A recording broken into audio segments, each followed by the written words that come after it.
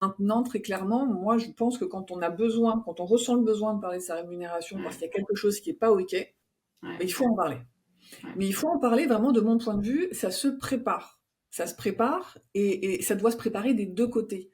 Imaginons que tu es un manager, c'est pas je passe une tête dans ton bureau parce que je vois que tu es pas en rendez-vous en me disant: «Dis donc Marion, est-ce qu'on peut se parler de ma rémunération maintenant?» C'est pas un truc qu'on fait entre 2 portes. Je dois me préparer et je dois te laisser le temps de te préparer. Tout ça pour qu'on ait toutes les 2 un dialogue le plus constructif possible. Quand je dis ça, parfois des salariés me disent: «Oui, mais non, parce que du coup, elle va trop se préparer, elle va se préparer à me Ouais, dire non».